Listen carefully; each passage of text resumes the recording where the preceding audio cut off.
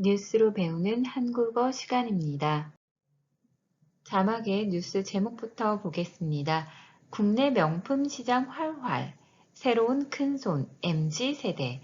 자, 활활이라는 것은 의태어로요, 불이 타오르는 모양, 활활 불이 타오르다 이렇게 이야기하거든요. 그래서 명품 시장 활활이라는 것은 불이 타오르는 것처럼 굉장히 활발하게 어, 좀 경기가 좋을 때 명품 시장 활활 이렇게 이야기하고요. 새로운 큰손. 자, 큰손이라는 것은 어떤 시장에서 영향을 미칠 정도로 좀 큰 규모를 하는 사람을 이야기합니다. 그래서 명품 시장에서 새롭게 소비를 하는 큰 손으로 MZ세대가 등장했다. 이런 이야기인 것 같은데요. 뉴스 내용 한번 보겠습니다. 지난해 코로나19로 전반적인 소비가 침체됐음에도 유독 고가의 명품 시장은 예외였는데요. 최근에는 MZ세대로 불리는 젊은 층까지 명품 구매에 큰 손으로 등장했습니다. 자, 코로나19로 인해서 굉장히 이렇게 소비가 침체되다. 조금 분위기가 좀 가라앉았다, 침체되다, 어떤 현상이 좀 진전하지 못하고 제자리 걸음일 때 침체되다 이렇게 얘기하는데요. 코로나19로 인해서 경제도 뭐 좋지 않고 이렇게 소비 심리도 굉장히 위축되었죠. 그래서 소비가 침체됐음에도 그럼에도 불구하고 유독 다른 것과 달리 좀 두드러지게 고가의 비싼 명품 시장은 예외였는데요. 자, 침체되지 않았다는 이야기겠죠. 최근에는 MZ세대로 불리는 우리 지난 시간에 공부했었죠. 80년 후반에서 90년 후반에 태어난 젊은 층을 MZ세대, 밀레니얼 세대 이렇게 부른다고 했었죠. 젊은 층까지 명품 구매의 큰 손으로 등장했습니다. 평일 아침, 아직 개점까지 1시간이 남았는데도 백화점 명품관 앞에 긴 줄이 생겼습니다. 오랜 기다림을 예상이라도 한 듯 간이 의자를 준비한 사람도 눈에 띕니다.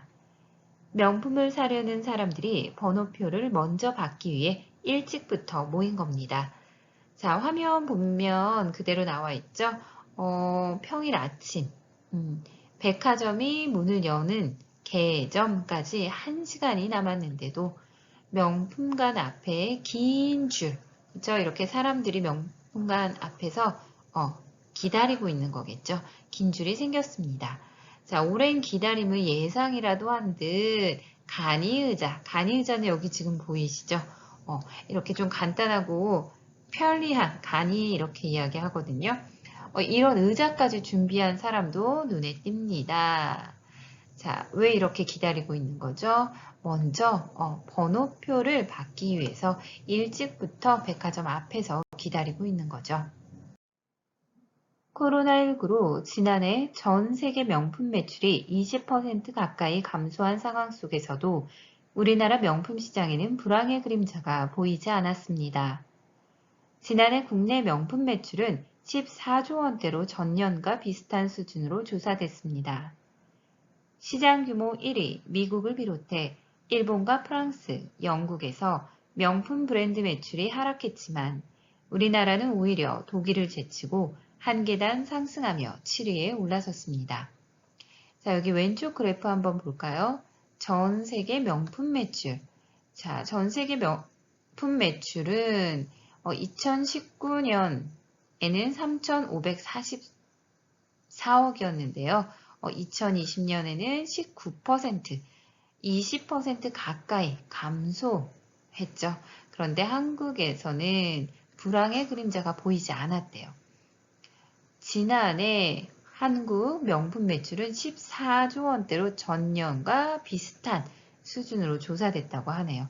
2019년에도 14조, 2020년에도 14조 원대를 보인 거죠.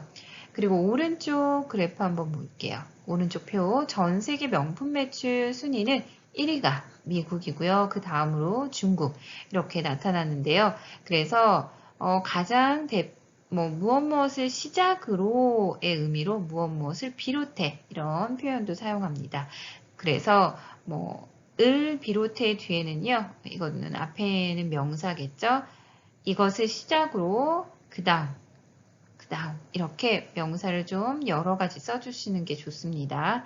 미국을 비롯해 일본, 프랑스, 영국에서 명품 매출이 하락했어요. 그런데 한국은 전년과 비슷한 수준이라고 했죠. 그래서 독일을 제치고 독일과 한국이 좀 비슷한 매출 순위를 보였는데 독일보다 더 앞선 거죠. 그래서 제치다 이런 표현, 경쟁 상대를 조금 경쟁 상대보다 앞섰다라는 의미로 제치다 이런 단어 사용합니다. 한 계단 상승하며 원래는 한국이 8위였는데 한 계단 상승하며 7위에 올라섰습니다. 국내 명품 시장의 호황은 MZ세대로 불리는 2030 세대의 소비가 뒷받침이 됐습니다. 이들은 미래보다는 현재를, 가격보다는 취향을 먼저 고려하는데 SNS를 통해 고가의 물건 소비를 과시하는 플렉스 문화가 영향을 미쳤다는 해석입니다. 자, 한국의 명품 시장은 다른 나라와 달리 호황입니다. 아주 잘 되고 있어요. 그런데 이 호황의 원인은 MZ세대의 소비가 뒷받침된 거예요. 그 원인이 된 거예요. 자, MZ세대의 소비의 특징, 지난 시간에도 이야기했었는데요. 미래보다는 현재를, 그쵸? 현재가 더 중요하다고 생각하죠. 그리고 가격보다는 취향, 그래서 가성비, 이전에는 가격 대비 성능이었다면 요즘에는 가격 대비 만족도, 마음, 그쵸? 그래서 가심비라는 신조어 공부했었죠. 이 MZ세대들은 이 가심비, 취향을 먼저 고려하는데, 자, 그리고 또 하나의 특징은 이렇게 소비한 것을 SNS를 통해서 고가의 물건 소비를 좀 과시하는, 뽐내는 플렉스 문화가 영향을 미쳤다는 해석입니다. 자, 플렉스는요, 자, 이런 어떤 자신의 분화, 이런 것들을 과시하고 뽐내는 것을 플렉스라고 합니다.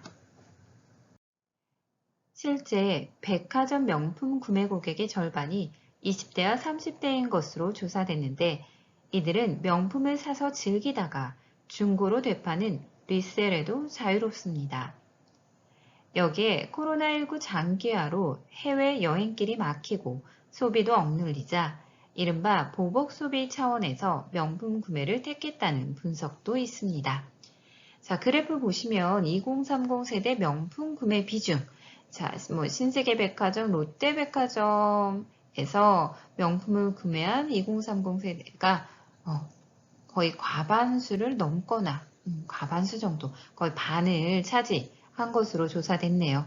자, 이런 2030 세대의 MZ 세대들은 명품을 사서 즐기다가 중고로 되파는, 다시 파는 리셀에도 자유롭습니다.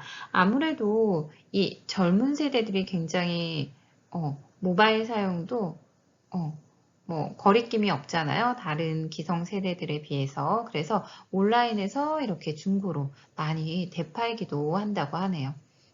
그리고 또 이 MZ 세대들이 이렇게 명품을 구매하는 이유가 자, 코로나로 인해서 해외여행, 그쵸? 여행을 하는데 조금 자유롭지 못하고, 그래서 소비도 억눌렸어요.